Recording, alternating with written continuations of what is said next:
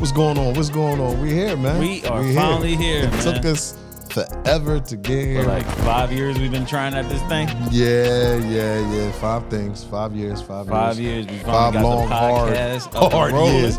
We didn't got rid of so many people. We didn't try to get people in it, and it just didn't work. But I appreciate that now we're able to do it because we got the right people, the right team, the right knowledge, the right everything. So we excited, man. We excited to be able to bring y'all as much knowledge and laughs and fun and all that stuff that we possibly can. So first, I want to get right into it. I got to take my hat off to Deion Sanders. Well, yeah. Deion Sanders is doing a great thing as far as the college scene, because I'm going to be honest with you. You know, I rarely watch sports, but now on Saturdays, I'm excited to watch. They the only team I've been watching. The only team I've been watching. Right. And I don't even think it's about, like, far as winning and losing. I just like that whole, how he make these young boys, young athletes believe they could play on any type of level. Right, and that's he got them with a point they'll run through a wall right now. Right. So I like that. And they're not backing down from no powerhouse. Whereas though before you'll see smaller schools hear big names and then they'll back down. They'll hear TCU and back down before the game even starts. Yeah, and they went right at them. And then the following week they play Nebraska and they do the same thing. Right. You know, I was watching the game and I was like, yo, this might be a little bit more than what they can handle. Like they was going back and forth, you know, with defensively, and then, you know, Nebraska just opened up. I mean, Colorado just opened up on them. What I see in Colorado that's different than most teams is confidence, swagger, and then more so just the belief system of we can compete with anybody. Yeah. And you know that whole backlash on his son, Shador? Yeah. About being from a historically black college to come into Division I Power 5 ball. Can he actually... And he just silencing all critics, all doubt. His confidence in himself, you can see it in how he play. Yeah, I like the fact that he pretty much summed it up where he said, you know, he really don't, skills-wise, he don't really see no difference. He don't see no difference as far as the skills-wise. He just see the bigs, O-line, D-line. That's the difference between, you know, a small school and a big school, and for real. If you know football, you can see it from our point too, as far as like, all right, once they get that solidified, they're gonna be a powerhouse themselves. So I'm excited to see it. Yeah, I'm excited. I think we're in this place of sports where we're starting to see a lot of things start to transition and change over. Where it's like it's not so much about just the big schools, the big names. Kids have power to determine where they want to go. Yeah. How what much they money want to do. Exactly. Stuff we've been preaching forever. It's not all on the university and the NCAA. I really don't want to put it in the atmosphere, but I'm real curious to see how they bounce back, or what's their mentality if they get down, or if they lose. Do we still have our same swag? But that's what the haters are waiting to see too. See them fall. But I don't want to see them fall. You want to see the bounce back. I want to see the bounce back. Keep that same energy. You win some, you lose some. Yes. Honestly, everything they've done so far in this season has been a success. Yeah. And I mean, it's Deion Sanders. Right. I just started liking Deion again. I got to keep it real. Oh, yeah. I got to keep it real. So, you got to tell the story, though. I'm going to tell a story. 2013, I may be a little bit off, but it was a draft. Sharif Floyd, the year he got drafted. So we sitting back there in the green room, and I look, you know, Deion Sanders is one of my favorite players. So I'm looking, I'm like, damn, that's Deion. And I'm sitting there like, yo, go take a picture with him. You got to. No, don't take a picture with him. Don't do that. Yo, go take a picture with him. You have to. No, don't go take a picture with him. He got about 2-3 feet in front of me, and I jumped out. I said, damn, what's up, D? He was like, and walked past me. He then touched my lip with his finger. He gave you this.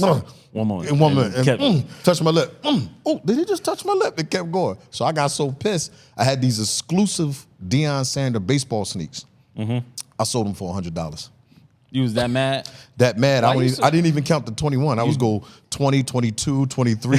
I'm never saying 21 again. You don't have to be that petty, bro. I was petty. You know, I'm King Petty. That's so crazy. I definitely was petty. Sold him for $100. And this whole thing, watching him down, what's that, Jackson State? Yeah.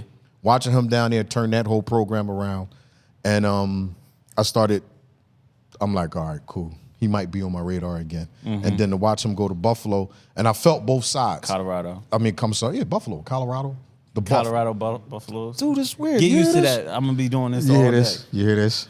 He do this, and we're gonna find another host. We're gonna have. Never mind. You can't say I can't say it, so I'm not gonna say it. I'm gonna have a small person with a mascot and a blunt. You're gonna get it. You're gonna do the gilly. You're gonna do the gilly. I'm gonna get gilly joint. But yeah, nah. So with Deion, man, I'm happy for them. Yeah, I'm happy for that whole situation. It's good to see. Definitely. You can go anywhere and compete at a high level, and that's what you want. No, I'm happy. Well, one, shout out to the Eagles. Yes, shout out to the Eagles. That began my birthday. Oh, yeah. So my birthday this weekend. Oh, yeah. So what you gonna do? Oh, I don't know yet. Oh, well, honestly, that's so exciting. No, listen. All the time I always have something that I want to do, something simple, where I be around my people, go out, whatever the case may be. But this year I found it, and you're gonna think it's boring, but I want to give this birthday. Give what? Anything. Oh no, no, we not. Yo, no, we not. No, I'm gonna give. Not. Yo, hey, producers, he over here talking shit. What? Can I cuss? Can I cuss? Let me tell you a story. Christmas was around. I said, yo, let's go to the mall. Take $1,000. We go to the mall and just give people $100. He fought me to the end. All right. Why would I do that? To my defense, right? We're gonna hear this shit. Here we go. I was broke at the time. I ain't had it. He be having the pros in here and all that stuff. I don't care. Bro, I just wanted him to be with me. I would have did it. Nah, bro. Yo, if I couldn't give, I wouldn't have felt right. So for me, it was like when God puts it on my heart to give, I give. So and why didn't you say that? Okay, so let me ask you a question. When you said, but I'm not giving it to the homeless and stuff like that. I'm giving it to the people that support me around me. Oh, so you giving me something? Yeah. What you give on your birthday? You gonna give me something? That was the plan. What you giving me? I don't know yet. I'm still thinking about it. I got 3 days to figure this out. This is bullshit right here. Y'all hear this? I gotta see this. But that's dope. I'm not doing that, but that's dope. Right. That's dope. So for me, it was like this year, for some reason, I could not figure out what I wanted to do. I'm pretty sure my girl got something. All that. How old you gonna turn? 33. Damn. It's like, no. Ain't that what's his name? I know you're not. Damn, for real. Y'all gonna get all the old jokes. All right, you sitting here in a boot right now. Oh, no, he didn't. They can't see it, but. Can y'all see the boot?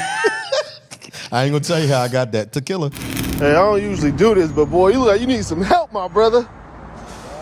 You don't need no help? You on the floor? You got a box? Oh, all right, put the thing up. But I ain't gonna tell you how that happened. Right, but so, no, this birthday I just want to give, man. Good. So that's dope. Yeah, but shout out to the Eagles. Yeah. Shout out to BG. My man BG, Brandon Gam. I just got finished texting him, and I told him, you almost had that sack. That was a holding. He always almost right there. Yeah, that's my guy. Yeah. That's probably the happiest man that I know. The happiest man that I know.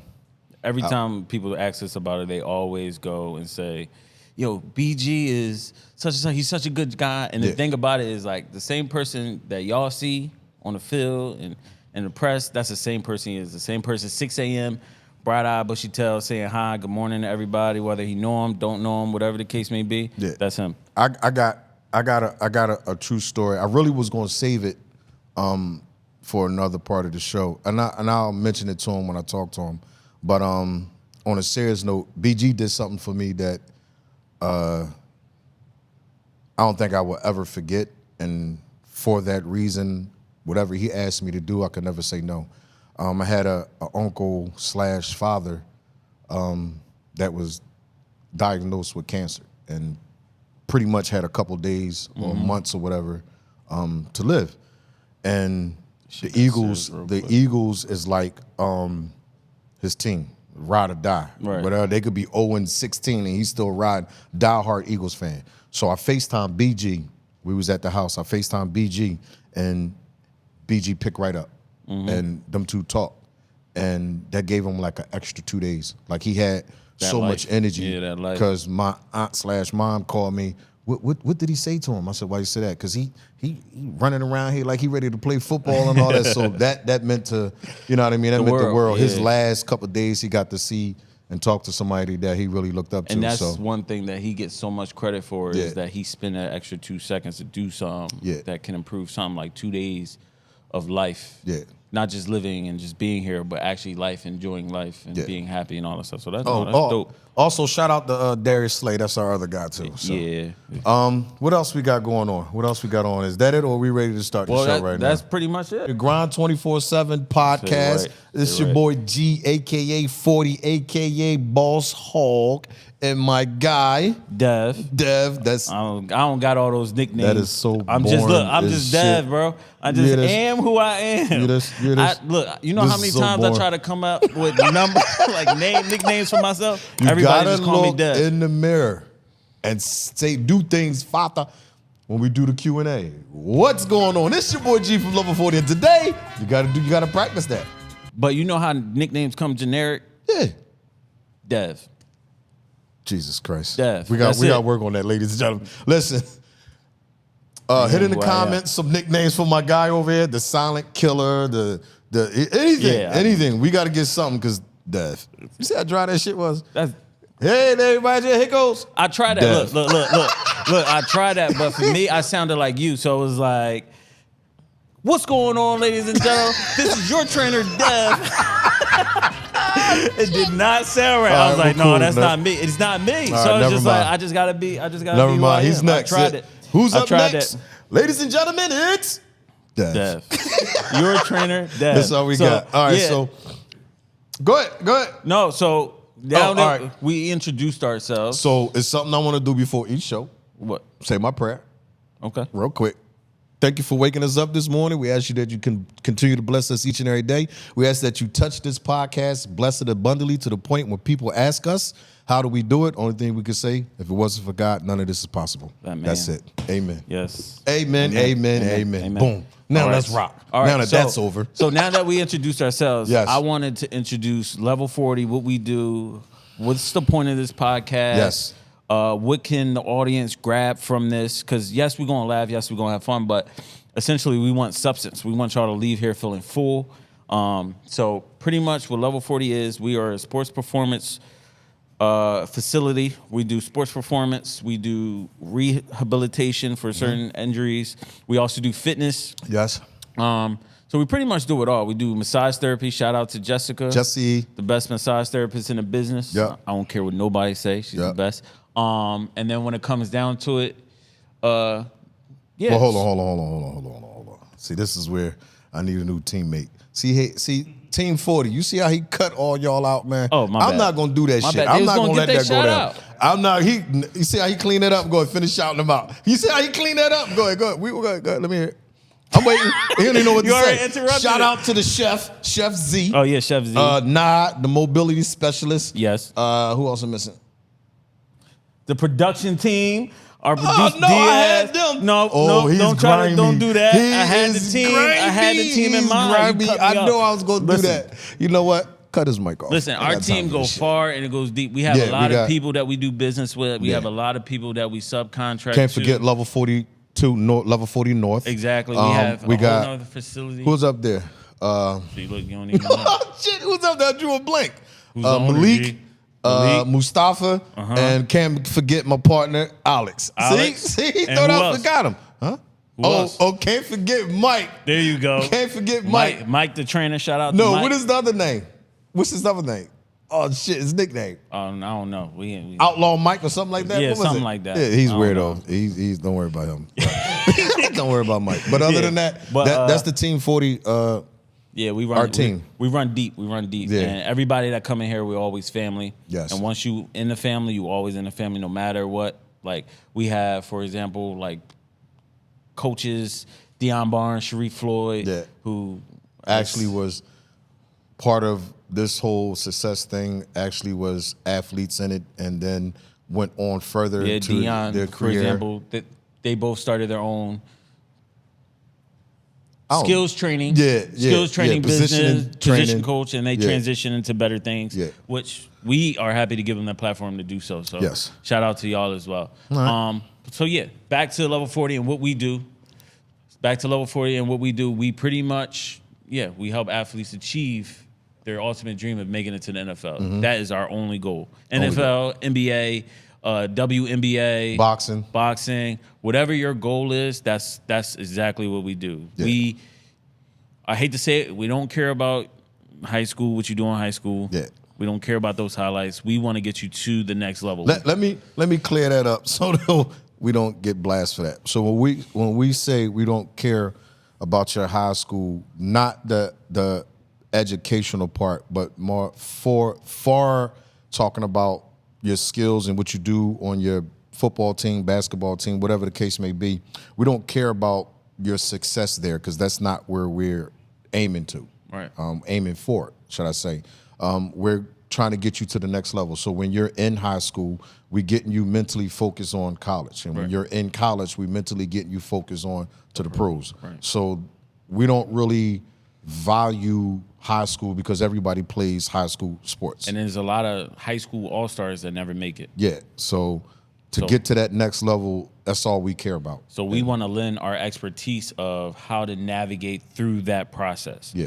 From amateurs to high school to, well, amateurs is high school, but college into the pros, and also as a pro, these young pros of how to navigate through that beginning process and become and have the longevity of someone like BG and all these other players. So, so that's the whole point of this podcast. Okay. Hence the name Grind 24/7. Yeah. So the man, the myth, the legend, G40, the man that started this. I want to be the person to take the backseat and interview you. Okay. So that, one, we get a feel for the culture of what we do. Okay. And also, why was it important for you to start what you started? What year was that? 2000. Here we go. Here we go. You've been doing it for a long time, man. Long time. I've been thinking I've been doing it for a long time. Then I look at him, I'm like, dang. That's how you feel? Dang. What Kevin Hart say? Dang. But yeah, that's not right. We're not gonna do that. How long you been doing it? I started like 2006. 2006. See, I was 16. I'm 30. 33. So this interview is over, babe. Let's go. Bro, so you've been doing it for, I'm not gonna do the math right now, but you've been doing it for over 15 years. Over 15, yeah. One, what made you start? Actually, at the time when I started, I still was working out because I was playing minor league football and semi-pro football. And actually working in a school, they had their own gym, so it didn't make sense to get a membership at LA Fitness or anything like that. Right. I can go in the back and start working out. So yeah, I we remember you being an old head. Like, old head, what you doing? Yeah. Woo, was a lot of old jokes. That's all right. Yeah, I'm gonna get them out, because my turn coming. My turn coming. My shots. Stick 'em up. So yeah, I started working out, and you guys was seeing me work out, wanted to work out with me. I said, come on, let's go. Right. And then I started seeing it's a really need for it. Some of the things that the guys was doing wasn't making sense to me. And I'm like, I don't know who's coaching them or who's training them, but it's got to be a better way. I remember my high school workout it was like clockwork. I used to do upper body and shoulders every day. Yeah. I used to bench press like 135, do some shoulders, some back, and be out. And that was it. And then next day I'll go in and do the same thing. Next day I'll go in and do the same thing. Yeah. And it was like routine, but we had no guidance. Yeah. You came in and applied that structure and be like, no, y'all doing this wrong. And we didn't really have a commitment or work ethic to the weight room. Yeah. And I thought that was weird. I thought that was weird to me, where the system back then was just the off season was June, July, mid-August. Now we're getting ready for the season. And it wasn't mandatory. Yeah, and it wasn't mandatory. If you missed weight room, it wasn't a big deal. Yeah, where I know without the weight room, you can't have a great season. And There's no way around it. And we say all the time that you could tell how good a football team is by their strength coach. The strength coach. Yep. So that whole for me, it wasn't even really the part of actually lifting the weights. It was more or less the grind, that hard knocks, that hard leave your tongue on the table, die before quitting, that whole mentality. Once I got you guys to understand that, then I knew the skies was the limits right there. Because if we can do it in the weight room as if we playing the game is going to be easy.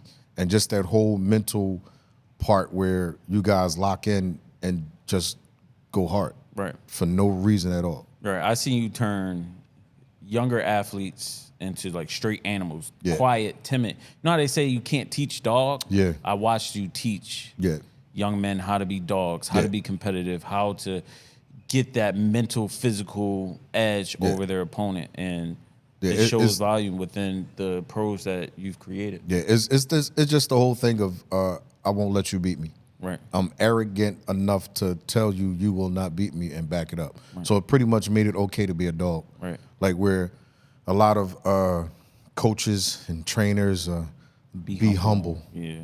Humble is second place. Second place is a first place loser. Why are we doing it? If it ain't for the number one, then what's your point? You know, I don't care about, like, I promote being arrogant. I promote being cocky because you have to back it up. In order to back it up, you got to put that work in. Right. You know? I think that's the difference between, I take the Barry Sanders approach. Yeah. Like, I'm disrespectful without saying anything. Yeah. I'm disrespectful because I'm you the heard handball me. to the ref. Yeah, you gonna snap in my face where I'm the handball to the ref. I'm coming back here the next play type of person. And I'm telling you, mine's is overkill. Mine's is sledgehammer to an ant. Yeah. You will know I want 100 to nothing. I want to rub it in. I want to make it to the point where you see me coming again, you're going to put your tail between the legs and haul ass. Right. That's what I want. That's total domination. Mm-hmm. And the only way you do that is by grinding super, super hard. You know, so I don't really have patience for weak individuals. I don't have patience for a whole lot of I can't. I'm simply saying, why not? Right. Why can't you do it? Why can't you be that person to make it? Why can't you be? And then that sparks something in the athlete, and they just like, why not? If you can open up a kid's mind to just say, why can't you be that person on Sunday, throwing that touchdown, running that touchdown, catching that interception, whatever the case may be. A lot of these kids, especially in Philadelphia, have the talent. They just don't have the guidance. Yeah, and that's what I found. That's what I found. A lot of them are scared to go outside the box. A lot of them are afraid to actually say, I'm good. And have somebody support them and pull that Promote out of them. Yeah. No, it's okay. You know, we would get basketball kids that's 6'11" trying to walk around like he's 5'7". Right. What? No, walk around with your head up. That was, poke your chest out. Remember, that was Reef problem when he first came in that was high school. Reef problem. Yeah. You know, you're a big boy. No, you don't try to fit into them. They got to fit into you. Right. You the superstar. Let's walk around like that. You know, so that's what that whole thing was. And then I started thinking about big pictures. It went from, you know, training high school and college to, no, I want to train the pros because this is where they say the best is at. So your brain started to open up too. Yeah, my brain started to open up, and I started doing my homework about training and started learning when I had you guys talking about training. I started learning, what I was doing wasn't all the way right. Well, you know, I'm heavy research boy, so at the time I think it was Nike Spark. Nike Spark had these videos on their website. It was probably about 30 videos. Far as training, that was my Bible. I would every day look at the same videos over and over and over, to the point where every time I watched a video for the first time or the 30th time, I saw something new in it. Right. And and this funny thing was, Philadelphia ran its first Nike Combine. The guy that was in the videos was at the Combine. So that was Jesus at the time. I saw, oh my God. And then he like, what's up? That's it? That's all you got for me, bro? You know how many times I watch you? Right. So, but then eventually I start to outgrow him. You know, the knowledge that Nike Spark gave me, I needed more. Right. And then it went from there to, you know, all right, I'm thinking on a professional level. Who trains professionals? Yeah, well, you can't call yourself a pro unless you have a pro. Right. So my whole thing was, I'm always the big picture. But damn, if I get to that level and I meet another strength coach and he start talking the terms and terminology, what you going to do? You going to fake it, or let me go to school, let me learn it? Because I didn't learn training. I just learned terminology for real, to have a conversation with another strength coach. But we tell young trainers that when you go to school, that's great. But however, there's another level to that, and what it comes down to is just like, how do you apply the training? Yeah. Like, the book is only going to teach you the blueprint. That's it. It's not going to teach you how to actually apply it. I mean, it'll tell you 3 sets of 8, et cetera, but you got to put your own brain to it and do more research outside of that to become, because there's so many different training theories, styles and all that type of stuff that then I also learned from. I also learned that pros don't train outside. Pros do train outside now, though. They don't strength train outside. They don't strength train outside. But now pros are starting to do a lot more of the skills footwork training and the skills all that work. stuff. But yes. when it comes to a weight room, they don't train outside. So you need a home. Athletes like to say they have a home. Right. When the Morris twins come to Philadelphia, guess what? They coming home to level 40. Mm-hmm. You know what I mean? When Reef come home and he want to work out, he's coming to his home. He got all this stuff up on the wall. So, athletes need a place to call home. Plus, I didn't want to be like the Philly trainers that's outside or it start raining. I got to cancel or I got to tell you to meet me here and there. I need a home. Right. So, that's when we got the home. And that's that. So now you opened up level 40. So once you opened up level 40, what was then the process? Because so truth be told, I was here years before I actually officially started. I came in as a young trainer, and at that time you had dumbbells on the floor, you had a rinky-dink cable machine over there. Yeah. Like it was not. It was no real hats on the wall, jerseys on the wall. It was no 85-inch TV. You had 3 TVs that show ESPN. Like it was not where a lot of people see it is today. It was not that. So when it comes down to it, what was your process of starting that, owning that? Now that you opened, like what was it now for you to get to now actually being able to train pros? Because at that point in time, Reef was still in high school, correct? Yeah. I think he just went to Florida. Just went to Florida. Right. So Reef just went to Florida. Just went to Florida. Shout out to Sharif Floyd. Yeah. We played high school together. G coached him in high school. Yeah. But Sharif just went to Florida. And then now you have to go out and get more athletes. Yeah. So, first, this was supposed to be strictly just for football guys. Business mistake. Yeah, number one business mistake. Do not put yourself in the corner. So it's supposed to have been just for football. But when football started, who the hell I'm going to train? I still got to pay bills. Like now, we look around and be like, yeah, damn, where everybody at? We're the basketball guys now. Yeah. And then volleyball. So then that's when I started to realize, like, oh, no, training football players, it wasn't a job for me. I wasn't really being a business owner. Yeah. I just was doing what I love. Right. Then when they left, that's when I started being a business owner. Like, oh, whoa, wait a minute. What the hell is going on You here? had that income coming in. Yeah, that joint we came up and shot down like, oh, I still got bills. All I entrepreneurs still go got through stuff it. to take care of. So that's when I started coming in with soccer and lacrosse, field hockey, girls basketball, and golf, and what was the tennis, water polo, baseball. Baseball. I had to get, and I'm never going to tell you no. So when they said, "Can you train me?" Yes, I can. Come back tomorrow morning. Water polo came in water here. polo came in here. This lady was worth $400 million. Can you? I heard you. Oh yeah, I could train you. I went right to the phone. ran right to the computer, sat on there, pulled it up, watched it for hours and hours and hours. And she came back in the next day. You could have she couldn't tell I was studying that last night. Right. And that's when my brain started to kick in. I'm gonna train every single sport that I can have because I'm never gonna go through this again. Right. And then you just keep developing athletes, and word of mouth.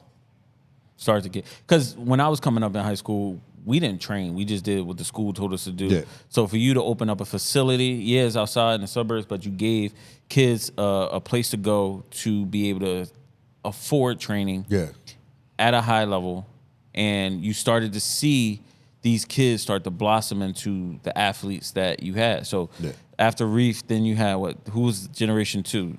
Oh man. Because then you had Moody in them. Moody went D1. Yeah. It was Moody. I think it was Will Fuller. Yeah, Will Fuller, Deion Barnes. Well, Deion Barnes was Reef. Yeah. Yeah, Deion Barnes and Reef was together.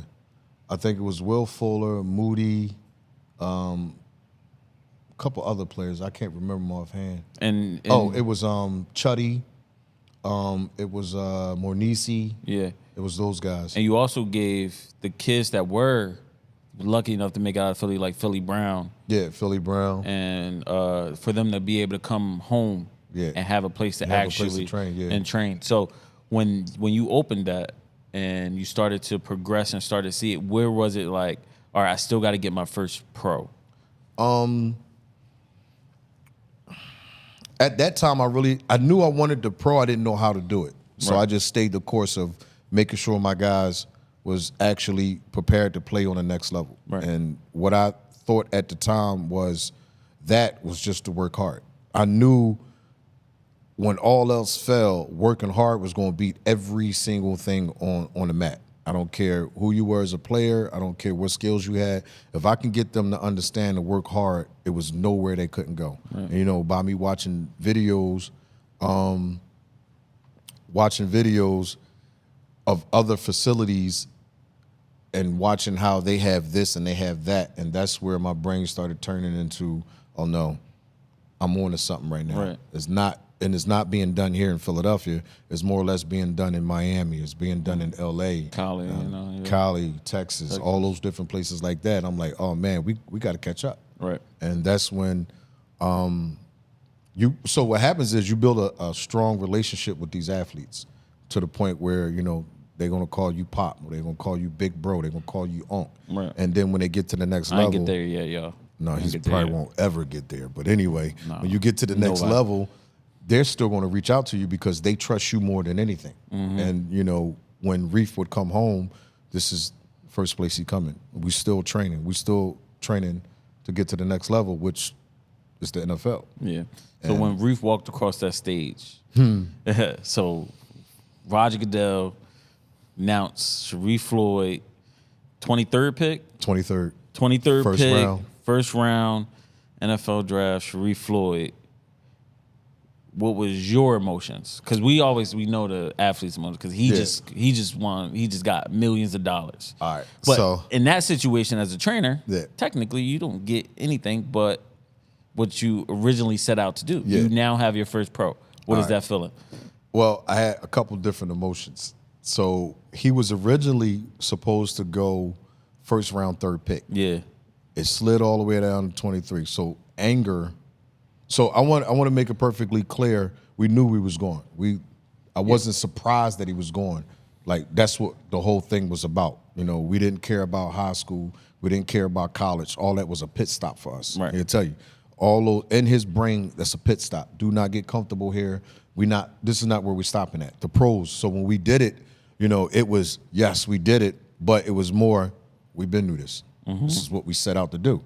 So, but to actually hear his name call, you really can't explain it. Like that's one of them things you got to be there to really, yes. Mm-hmm. But after that, we come back home and we beat this weight room up. We had the next morning I came in, after that night we trained, it was dumbbells at the door.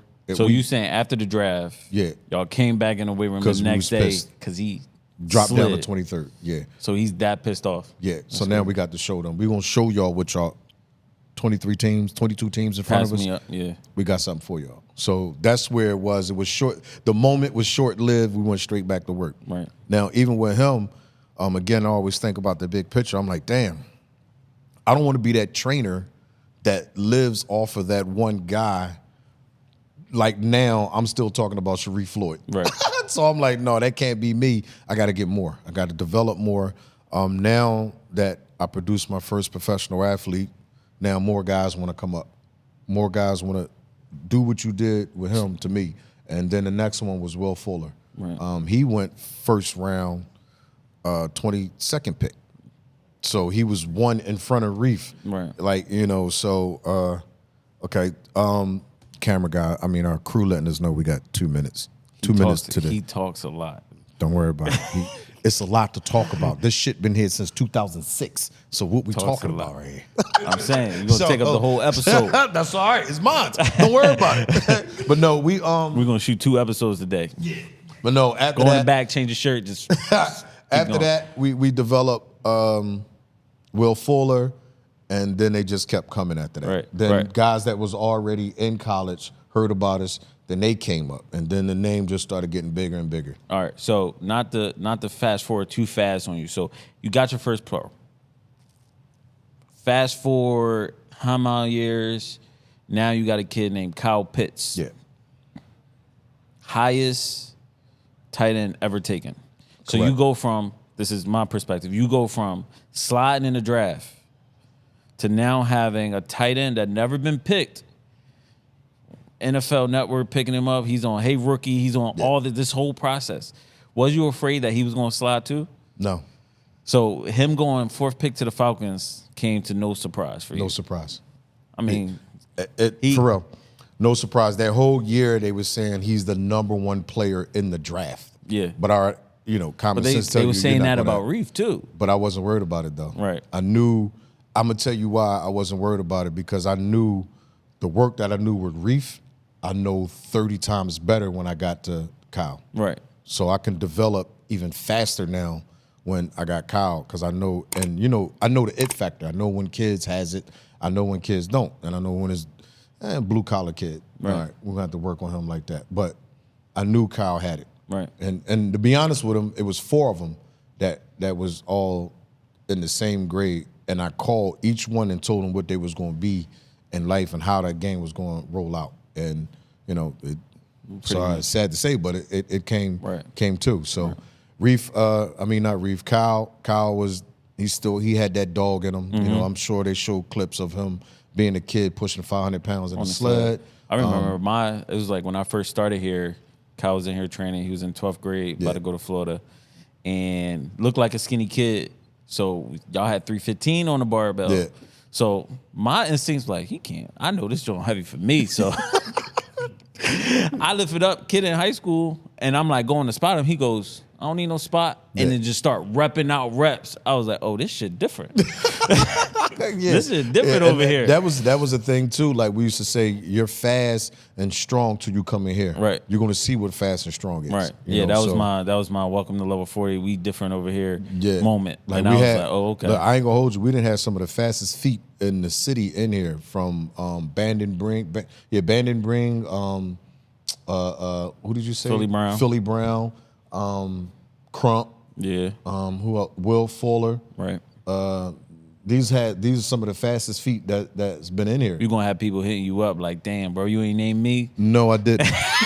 And I didn't name you because you wasn't fast. Right. So. They gonna be like, bro, I was the fastest. That's a debate every time they come in here. Yeah, you was the fastest feet for you. Right. But no, those guys had some of the fastest feet that I had a chance to train and all of that. So right. That's how it happened. All right. So now fast forward again. Well, not fast forward, but I would say this. Grand scale, the whole story, right? Would you say right now today that level 40 has been a success? Yes. And then now my next question is, and it's going to dig a little bit deeper, what is your definition of success? I have a couple definitions of success. I think I'm a good interviewer. What y'all think? I'm a great interviewer. This is my first episode. Yo, we that out. wrote these questions coming. down. We wrote this shit. You got to stop. Oh my God. Anyway, no. Right here in my phone. If y'all can zoom in on this, zoom in.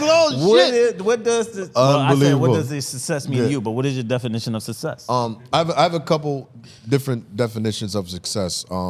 On a grand scale and every day.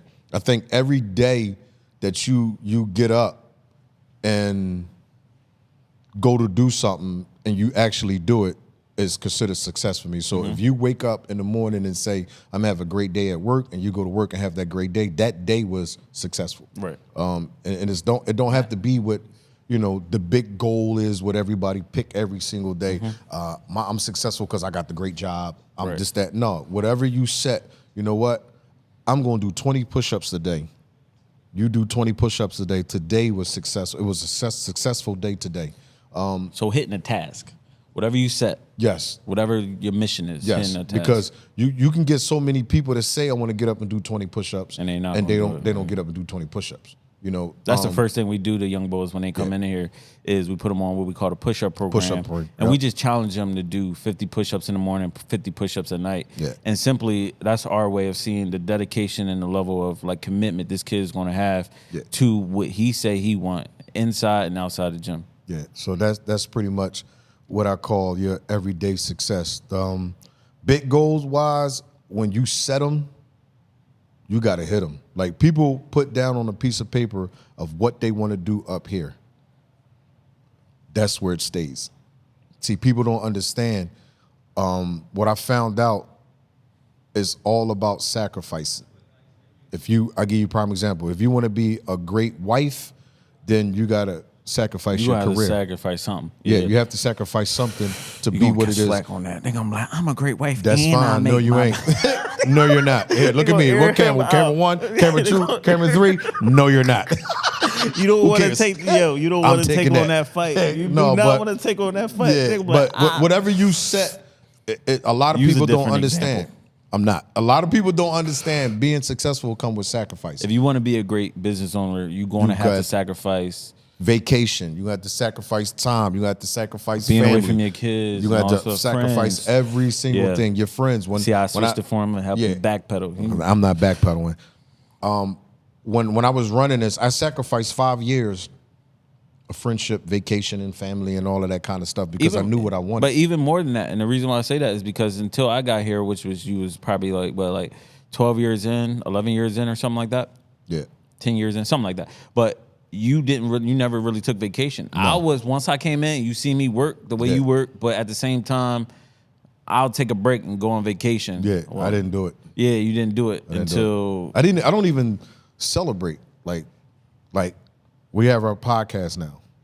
It's going to be a brief moment of me celebrating, and then I'm done. Right. Because we got a shitload of work to do. Of course, because nobody knows nobody knows who we are. Right now we got 0 viewers. Yeah, 0 viewers. Right now we got to get, and I'm going to tell you, I think we just as good as any of those other podcasts, but we got work to do. Right. You know, and I understand the process of how this have to be done.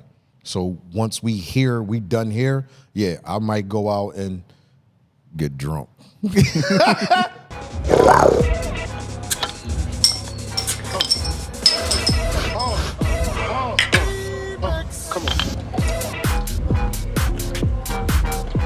Briefly, but while I'm drunk, you best believe the whole time the podcast. I'm gonna give y'all a prime example of how I am. I could be out, I could be in a bar, I could be anywhere, and I'll send him. It could be 2:30 in the morning, and I'll send him a text message about some training. Yeah, we do it to each other. Do it to each other all the time. I was at the Eagles game looking up stuff for the podcast today. Yeah, so that nonstop grinding is what we do. And best believe now we officially have a thorough team with our podcast. Guess what? It's going. I'm gonna be podcast out. Right. I'm gonna burn myself to death. I'm gonna get.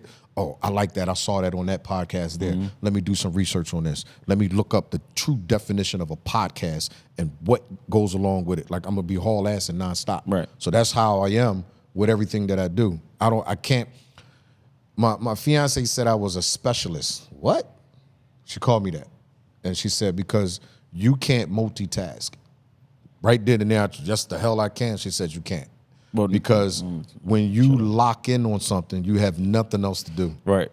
Yeah, you smart ass. I never liked him anyway. Well, I was about to say, technically, nobody can multitask, but that was just like a nerd. Nobody can. Ladies, it's I didn't say that shit. No, ladies, that's not even an ooh moment. Listen, you ever watch the show? If you tell a black woman she can't multitask, she gonna say, well, who washed the dishes? Who That's cooked? not multitasking. Who did the laundry? She's switching from one task to the other. Focusing on one, stop what she's doing, go over here, focus on that. I witness it all the time. Sorry, sorry, Carla, but I watch it all the time.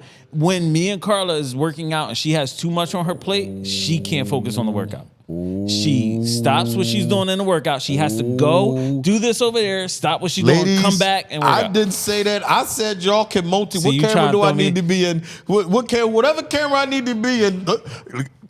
Y'all can multitask. He ain't shit. I'm telling y'all that y'all. I've seen with my own eyes. I'll come back on episode 2 with facts saying that the human brain cannot multitask. So all you drivers that text and drive and all that stuff, stop, because I'm talking to myself right now. But I'm not talking at all because I said y'all can multitask. Yeah, but no, like the human brain can't. But keep going. Go ahead. I don't even know what I was saying. I don't even know what the fuck I was saying. You were saying he confused me. I'm scared of him. You are a specialist. No, yeah, I lock in, and once I lock in, that's it. I can't do nothing else. Right. So that's why things are the way they are with me. That's why when a person tell me what you can and can't do, you go crazy. I'm going crazy. I'm gonna prove you wrong because it's been done already. So that's what how this got like that, because I multitask. And then you came along and all hell broke loose. This storm, it's been thriving. What? This. Get the fuck out. I'm leaving. think he can do this shit by himself? I'm out of this joint. You hear this shit? Go ahead. Tell me your story. It's ain't no damn throbbing. It is throbbing. Without finish your question, it's not throbbing. There's no crowd out here. Can you hit the button, please? Hit the crowd button, please. Hit the crowd button. Oh, you're going to hit the wrong one. Yeah, you're going to hit the wrong one. He ain't mastered the button yet. Thank you. That's what you brought? Yeah. You thought I was going back down from that? But what I brought to the business, I say, was the other side of things as far as fitness and just everyday people being able to come in and get a piece of that, what it's like to train like an athlete, because I use a lot of athletic style of training in my training. Shit he stole from me? Yeah. I mean, I learned and applied in a fitness world. It's called where stealing. it's like I have a theory of called stealing. Go ahead. I'm sorry. If you want to look like an athlete, you have to train like one. So what that means is you can't train like a long distance runner who usually are sticks in a straight body and then want to look like a sprinter. Correct. So you running 4 miles every single day is not going to get you that butt. Hey, hold on. No, let me stop this bullshit right here. He is the booty man. All right, ladies and gentlemen, he is the booty man. I didn't seen him get white girls' asses. Like, it is what it is. If I'm lying, yeah. What is the booty bandit over here? He know all his old politically correct. If you want to run like a sprinter, and get the hell out of here, bro. Tell the truth. You came in here, but on the fitness side, and you help white women, black women, Puerto Rican women get booties. Yeah. Yeah. But that goes to, I brung that side of things where it's like now it becomes more of a one-stop shop, dynamic duo. And that's one thing I always say about me and you. Like, if you yin, I'm yang. Yeah. I don't know which one is the fire side, where the crazy side, that's whatever side he is. The black side, that's his side. Oh. Racism. That's not right. That's the yin and yang sign. Racism. Make sure y'all put the yin and yang sign so you can't try to spin. Is the racism. I can't even say it. Racism at its best right now. Did you hear that? No, that's not He's it. black. He's fire. Well, wait a minute. What are you, Puerto Rican? I got to hear this shit. Let me hear this from Puerto Rico. You Puerto Rican? No. Jesse, where are you right now? Are you Puerto Rican? No, that's not. You're not? You who? No, I'm nothing. No, I don't speak Spanish. So okay. No, there we I'm go. not Puerto Rican. Well, but anyway, when it comes down to it, that's the one thing I would say that I brung to this. This was up and running when I came in. Yes, it was. I came here because of the fact that I wanted to learn from the best, be a part of the best. So and I looked at it as go back. The best part. Say that again. I wanted to learn from the best. Learn from the best. Be a part of the best. Who's the best? You. Thank you. That's all the fuck I want him to say, ladies and gentlemen. We can end the show right now. No, we can't, because what happened was now it's like you got a 1, and then you got a 1A. You know what I mean? Like you neck and neck. Okay. But so no, when it comes down to it, that's the reason why I came here, and to start something and learn from and be a part of what is pretty much the best. Okay. So I forget where I was going with this thing. I don't know. But what rambling about himself. Question? He was rambling about himself, how good he is. I came here, I took and turned the shit over. Now people want to come in here. That's what he was saying. That's not what I'm saying. That's what I heard. You had the jerseys on the wall and all that stuff. Go ahead, say it. Say how you really said it. You had about 2 or 3 jerseys on the wall. Yeah, I gotta shout out BG. You should have put like 2 level 40 and Dev, because I trained him the whole first year he was here. While he was out in Cali training Kyle. Actually, it was the second year. So that jersey was it the right first there, year? that jersey should say 2G and Dev. That's what I'm gonna take a Sharpie one day and write it in myself. But no, one person. Woo. Miles had something to do with that. No, you didn't. I had Miles. Keep going. I'm waiting. I did Miles mobility. Don't do that. What the? Don't take my credit away. You stretch and wiggled his fucking toe. You said you trained him. Cam. You stretched and wiggled his ankle. I trained Cam. You stretched and wiggled his ankle. He ain't gonna give me credit on camera. I'm not gonna give you shit. You see how I give my props? I ain't gonna give you shit. You ain't do nothing. You ain't do shit. Hey. I did what I did and how I did. I'm on the camera. It's teamwork. Ooh, yeah. Teamwork make the dream work. Ooh. All right, so we're going to segue off of that, right? All right, we're done with that. All right, we're done with that. Good. All right, so now, can we go into the pod now? Oh, God. You got to put your phone down. Let's go to the pod. pod. What button I get? This What is button his I show, get? right? This is the part Can I of hit his a button? show right here. No, he'll give him a button. Give him the button. Please No, give him a give me fucking good button. I don't know what give him a we button. have not picked a sound for this yet, but Just we are give going him any into the fucking pod. thing, please, because we got to just hit anything. There you go. Hit it. Hit that motherfucker. I need that. You good? That's better. All right, That's better. here- We got to work on that production team because that was very Bad. There you all go. right. So what the pod is, we're gonna Yes. go in and we be able to talk about anything that's going on In the world, current sports, news, current yes, news, whatever whatever the it case may is. be, just to loosen things up a little bit. Yes. So one, I want to talk about Hard Knocks. We had one of our fellow athletes. We had two of them on there actually. Shout out to Jerome Cap. Jerome Cap that actually played for the Jets. Yes. He is now officially, Greg is now officially a good trainer because he only had black athletes that went pro. So, so now he have his first white professional athlete that he helped go into the NFL. So for those that don't know, the other side of the gym, we have a ton of pictures of athletes on our wall.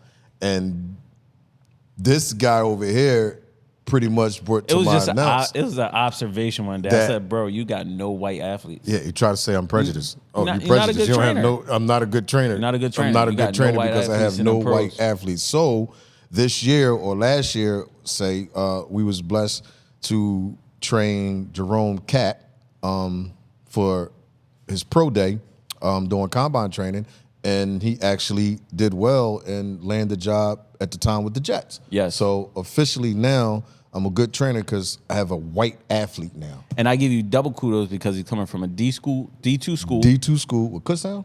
Kutztown. He's a great athlete, Yes. great head on his shoulder, listens, all that type. So, one, I wanted to give a shout out to Jerome. Yeah. And your part when you was rapping Eminem on Yeah, Hard Knocks, yeah. that was fire, bro. That was fire. That was fire. And then also I want to talk about Hattie. My guy Hattie, 55 for the Giants Yes. against He had that moment with Aaron Rodgers. Aaron Rodgers. Yes, he did. Yes, he What did. for you seen it, right? I seen some of it. You know, I don't really watch all that shit, but I So- seen some of it. I seen the little clip that they popped on TikTok or Instagram or one of them. You on TikTok? No, it was from TikTok on Instagram. Yo, don't do that shit. You on TikTok now? Yo, don't Okay, do go that ahead. shit. Don't Go do ahead, that. go Yo. ahead. Don't do that. Yo, Said this is TikTok. why I got to get my own show. Yeah. This is why I got to get my own show, ladies and gentlemen, because I feel that my man over here is not. Well, really you said right. TikTok, bro. It I was, didn't say you know how they have it from TikTok to Instagram. You don't have to explain that. But so you I watched seen it a on little bit of- Instagram? yeah, I seen a little bit when Aaron Rodgers was. What are you saying? You know who I am, or who are you in that sense? And then of course I know Hattie. We know Hattie. Yeah. He ain't gonna back down to whoever you are. Right. You could be goddamn O.J. Simpson. You could O.J. be Simpson. whatever. Why OJ? You could be whoever you want to be. It doesn't matter. He's not gonna fucking back down. He's not.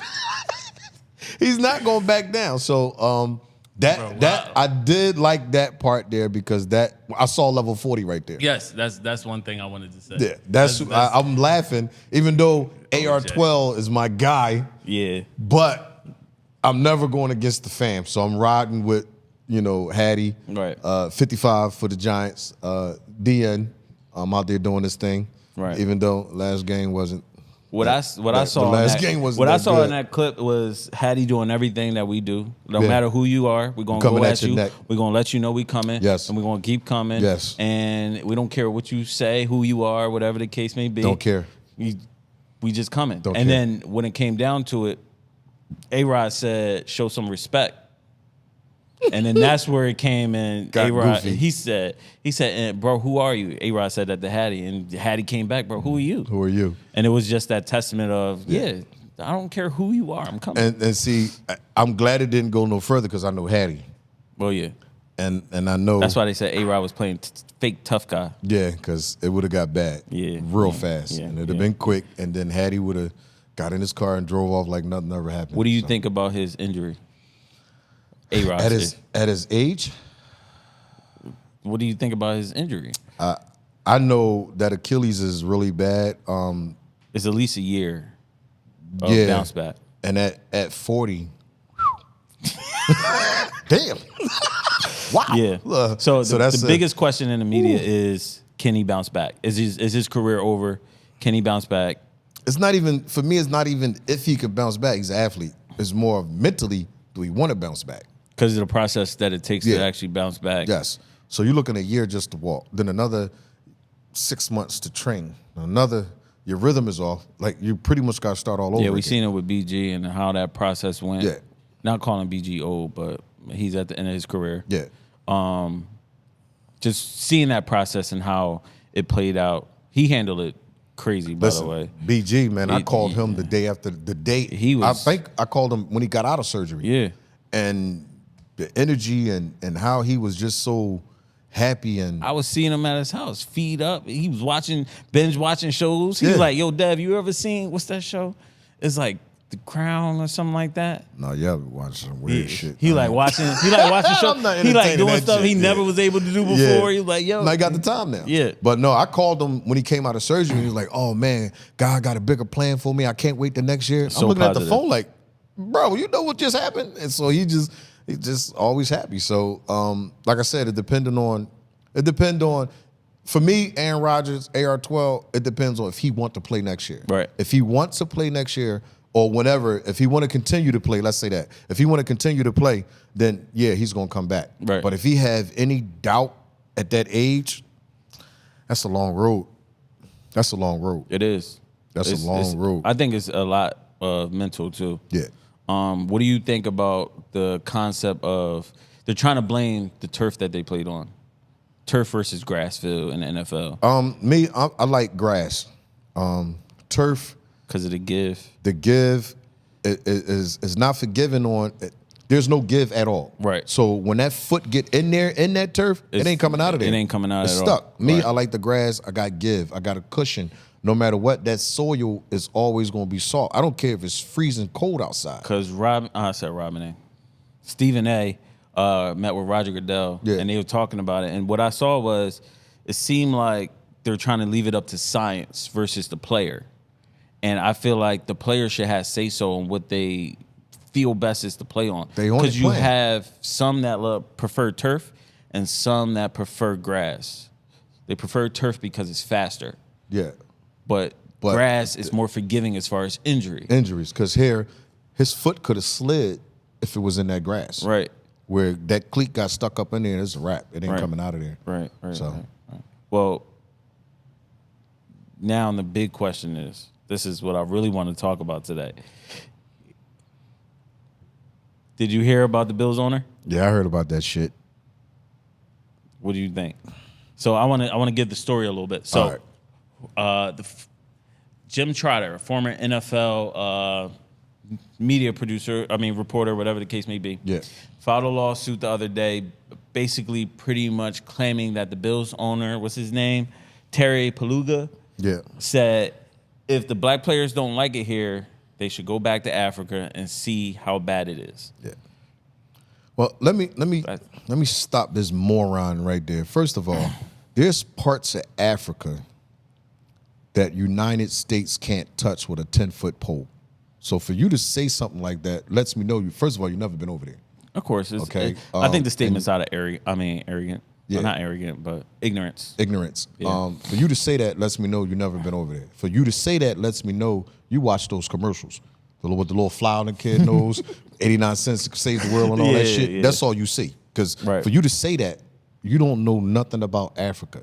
And you got in your mind that it's just hard time, and it's the farthest from the truth. There's parts of Africa that's gorgeous, that's beautiful. There's no mosquitoes. It's really the shit over there. No mosquitoes in Africa? In some of those parts. He of course, he's not. You be saying stuff. He's never fucking been there either. He's with I've never the bull. been to Africa. No mosquitoes. I've been there.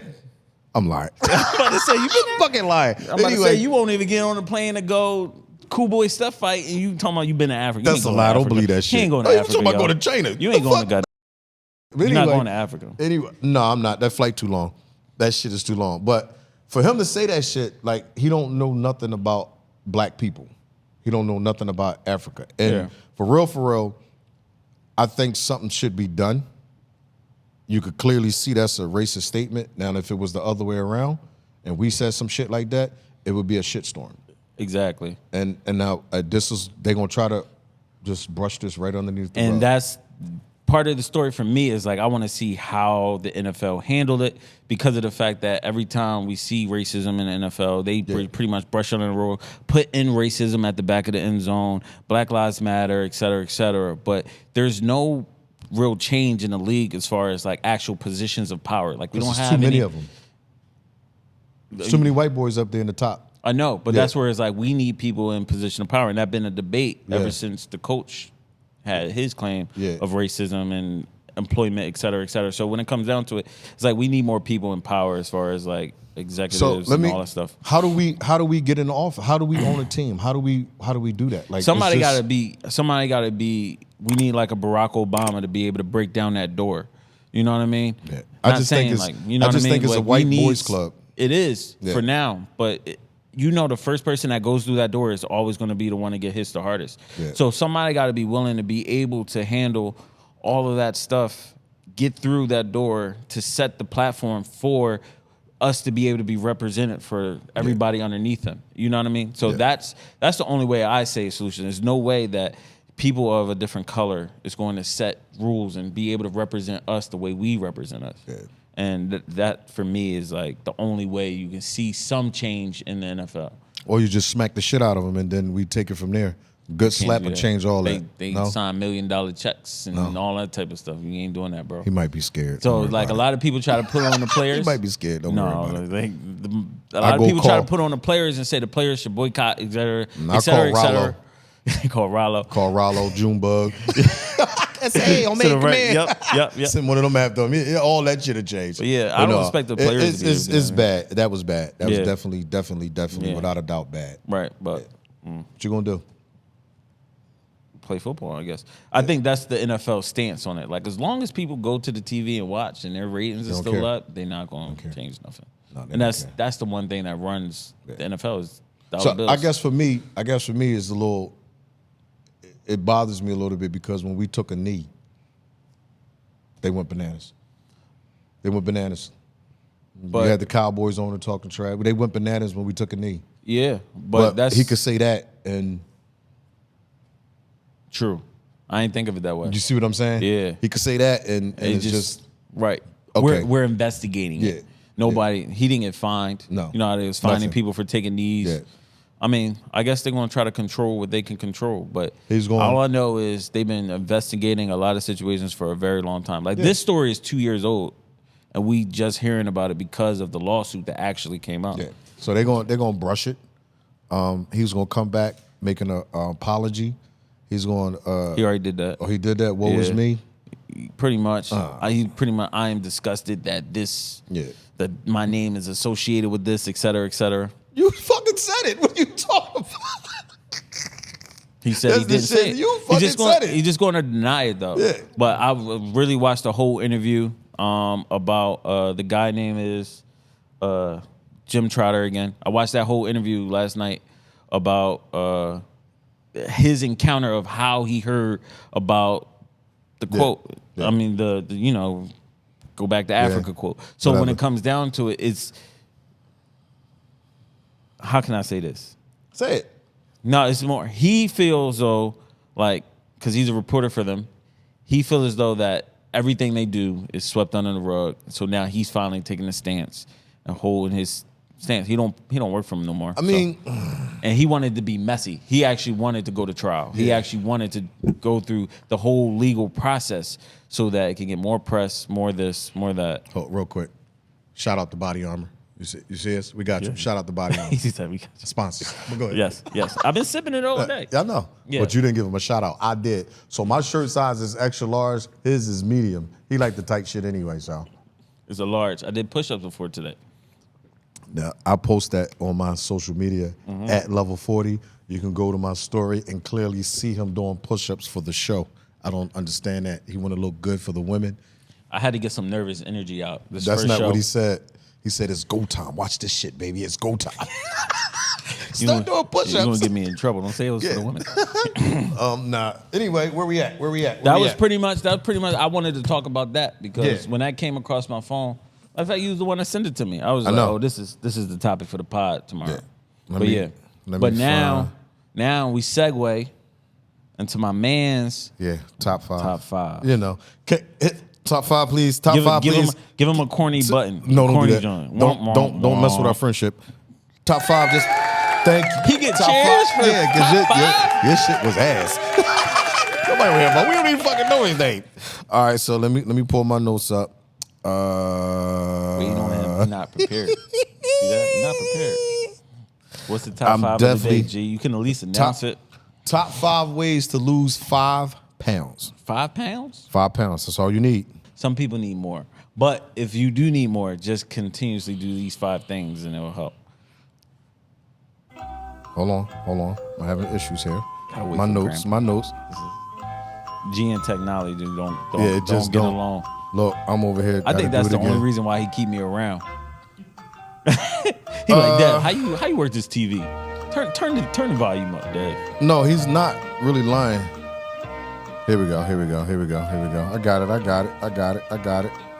See, they gonna edit it and make it look like it pop right in, right? Y'all gonna edit this shit, right? And put the oh yeah, do that. I'm cool with that. Waiting on this man to pull up notes in the iPhone. All right, here we go. Top 5 ways to lose 5 pounds. Number 5, sleep and stress management. Yeah. You believe that? Well, I want you to go through the whole thing and we can. All right. Number 4, hydration. Okay. Number 3, portion control. Okay. Number 2, regular exercise.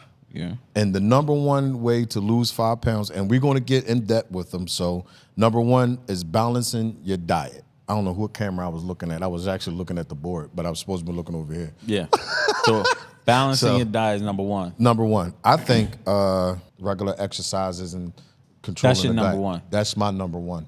On the simple fact that because you have a system in place, and if you set 3 days out of the week, Monday, Wednesday, Friday for workouts, and then Monday, Wednesdays, and Fridays is also a meal plan that you have together. When you jump off board, you don't really do that much damage because the weight is coming off slowly and it's not going to get back on. Yeah. So I think that should be number 1, the being consistent. Because you can get on these diets and you can do all this shit on my notes right here. For 20 days. And 20 days and skip 19 and it throw the whole thing off. Yeah. It'll throw it all off. But if you have a system, prime example, I'm doing a system right now. I messed my foot up. Damn, I ain't working out. I ain't gonna snitch. Go ahead. Say it. He was eating Swedish fish before we started. That's a great system, man. I Go believe ahead. him. But all I got to do is get back in the weight room. We do our workouts, and I'm going hard for 2 months.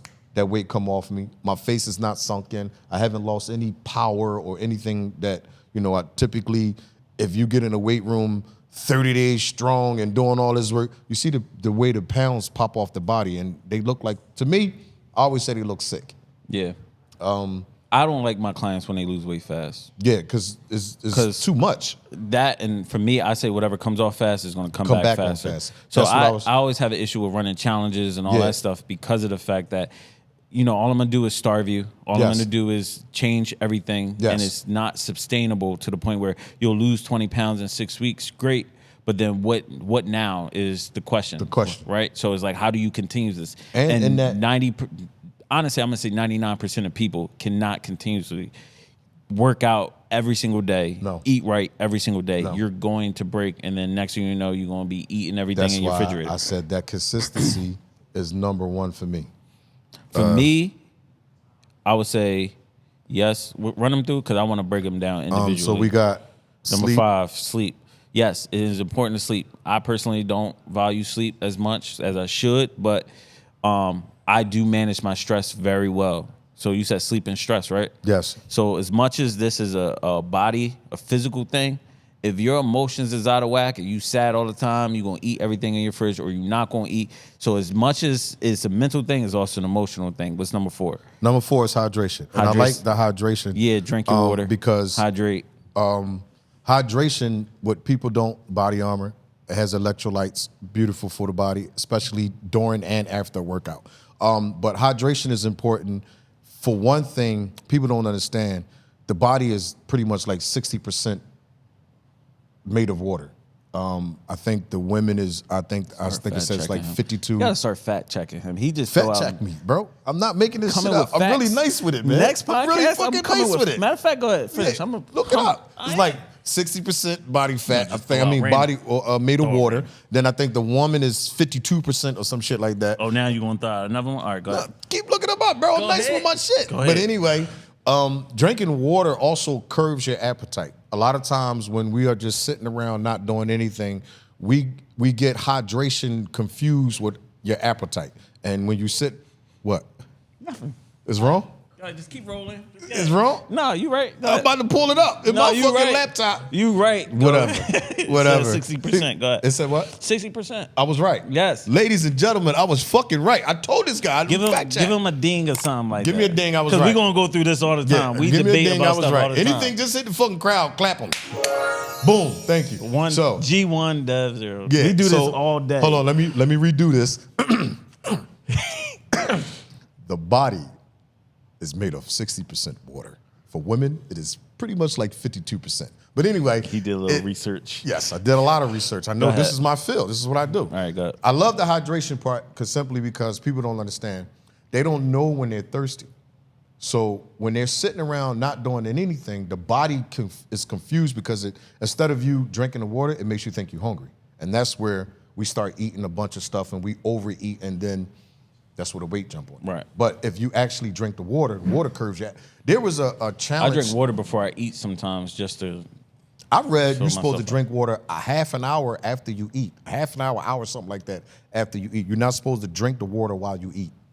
I gotta drink while I eat. Yeah, me too. I ain't doing that. But the water, there was a challenge back then where you had a gallon of water, and people was trying to drink a whole gallon of water a day. But what they failed to realize, They still do that. There's girls walking around lines. that big ass John. Yeah. 10 o'clock, 2 o'clock, 1 o'clock. But that's what they didn't do. No, he's Big right. John. He's right. So what people don't know, the kidney only can handle 4 ounces of water. Right.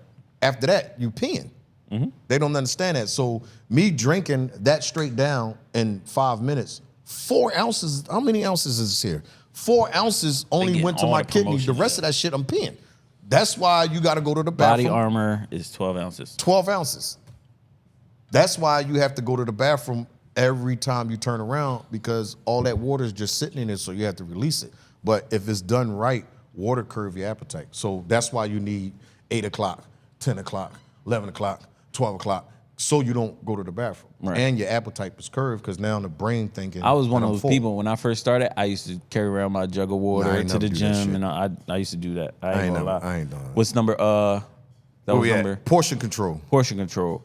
I think that's important. That is important. Yeah. I exercise that all the time. So right now, with my diet, because I'm out the house all day, I don't meal prep, and I'm not perfect in the way I eat. However, what I did was, because lately I've been on a workout every day. Yeah. That's all. I saw that. Yeah, so I'm like at day 47 or something like that. Clap, please. Thank you. I get some applause. Please clap for this mother. There you go. Jesus so look, Christ. If I had to like hear day this- 47, if I gotta hear working this out shit again. every day. I have to hear this shit again. Go ahead. Lost probably like 20 pounds, but Yes. all I've been focusing on is waking up in the morning. I eat fruit throughout the whole day. Yes. And then pretty much after that, then I'll eat my, regular. It's funny you said meal. that. I don't- Me and BG is getting ready to go no sweets, just fruit for 2 weeks. I'm not doing that. This body armor got sugar in it.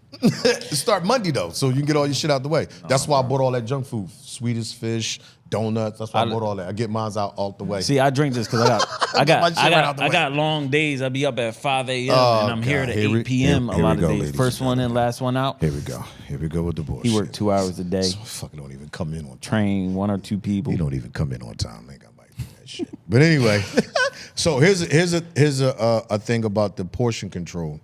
Get a smaller plate, and it's so true. I promise you, bro. I'm gonna load that plate up. No, you won't. It's gonna go from promise you. to this. I promise you. I gotta eat. If I'm hungry, I'm gonna eat. No, it's so much of a brain fuck because when I get that plate, I feel like I gotta fill this whole rim up. Like if that's the plate, my food gotta be all around the edges. That's cool. I feel like I'm doing it. That's cool. You get a smaller plate, bro. I decide how much I eat. I can look at that and be like, all right, I'm gonna eat half of Yes. that and call it that. Kind of fucking. You see what his business. Let me show. I'm telling you the truth of the fit. show I'm the you. I ain't fitness got time for person here, I right? got time for this shit. Athletes don't really watch what they eat. Look at Ocho Cinco.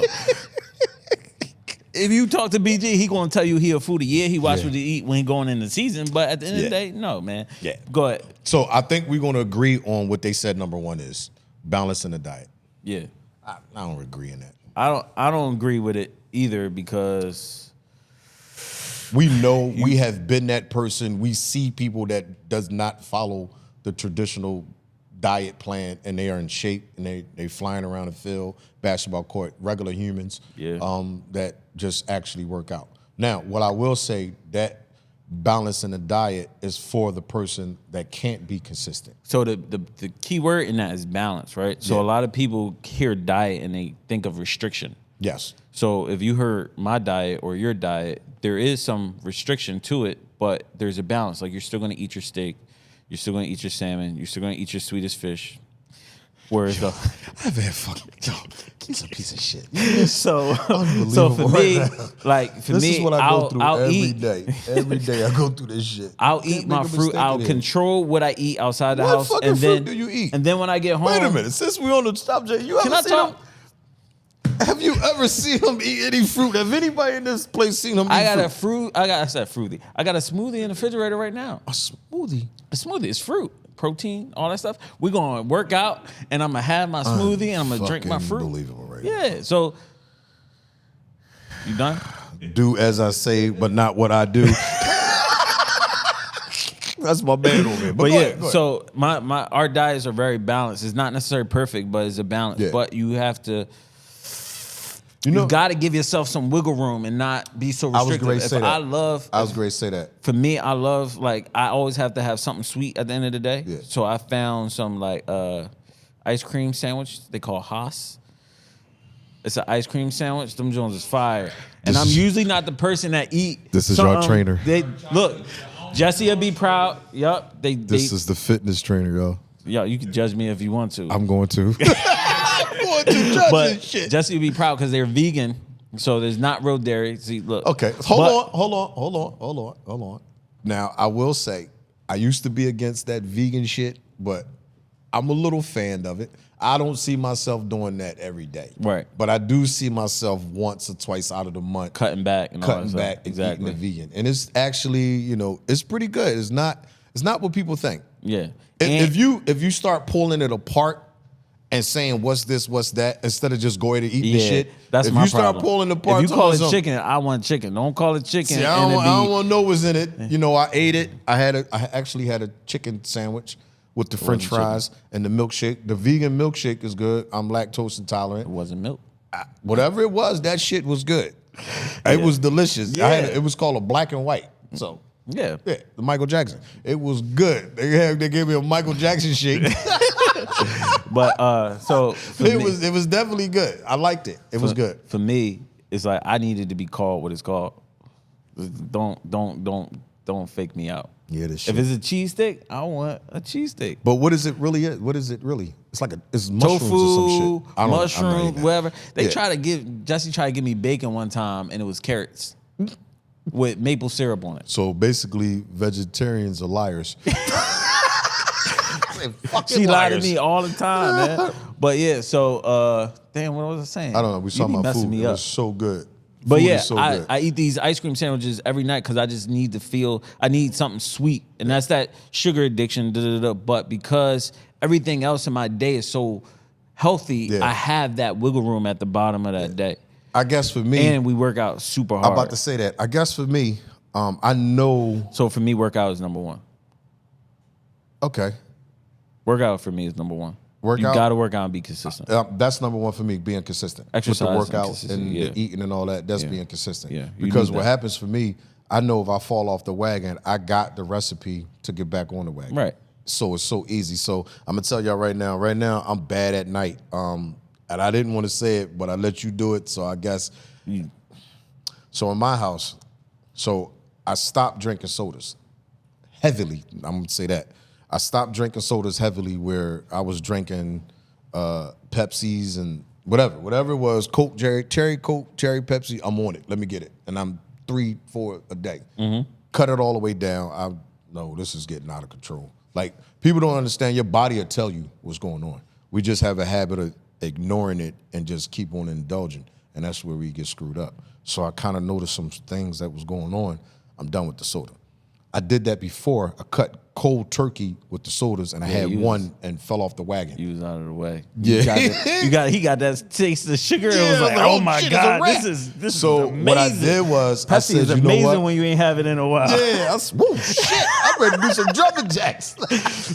So what I did was, I said, yo, that approach is not good for me, quitting cold turkey. No, you can't. But cutting back do that either. is better for me. So now, instead of having a regular size Pepsi, I got the little minis. I got the minis. So if I drink 2, then I really had 1 can. Why not just get a can, bro? I don't want that type of pressure. So I don't want that you're type gonna of... drink 2 cans. Yes, I'm gonna drink 2 cans. So that gives my brain like, okay, that's better for you. Yeah. But I have it at the end of the day. Right. So I won't drink one all day, and I'll have one at the end of the day. And that's that balance. That's the balance I need. Right. So now I went from, what's that? I don't know, 32 ounces or whatever it is, to a tiny mini, which is, I don't know, 8 ounces or something like that. My brain is cool. I got that sugar that I needed, and now I go to bed. Right. So I learned that I can't quit cold turkey because one mistake, you in trouble. I'm like that too. I don't even get to the point where I don't have that type of discipline. I got to be easy on myself. So for me, it's like, I can't say I can't have this. Because if I go and say, I don't really eat, my favorite chocolate is Reese's. I don't eat them that much. I only eat them when they're around. Yeah. So if I say I can't have them, I'll start craving them. It's like I put it in my brain that I can't have, now I want it. Oh, I don't do that shit. I just eat it. Fuck it. My line is, now I'm going to the store and buying them. Now, my line is, I'll work out tomorrow. Now I'm like Uber eating stuff. I'll work out tomorrow. I don't give a shit. Yeah. I don't give a shit. So it's 3 o'clock. It's 3 o'clock. It's 3 o'clock. So let me see what I got going on. Speaking of working out, we working out now? Hold on. I might have something. Let me see something here. I'm on my phone, ladies and gentlemen. Again, it's gonna take like, you put the I'm gonna get a new 5 minutes later. 5 minutes later. So what do you think about episode 1? I think my side was good. Yours, you need a lot of work. I killed this, John. I don't care what you you definitely killed yourself. We getting a new partner in here, so I want to thank y'all for your votes. Thank y'all for your messages. I received them. You don't need him. I got bars for real. No, I think it was good. I hope we gave enough information on certain topics. Yeah. And I mean, for us, we like to dive deeper into more so a lot of times the scientific stuff. So make sure you guys like, share, subscribe. And tune in next week. Tune in next week. You got your boy G here. At me at level 40. LEVEL 40. Yeah, don't tell nobody to at me. That's so weird. But all right, whatever. Yeah, you can find us on Instagram, and I'm Dev. At Level 40 Fitness. We got to, hey, listen, we need y'all to help him with his nickname, give him some swag, because his shit is ass. Yo, I got bars, baby.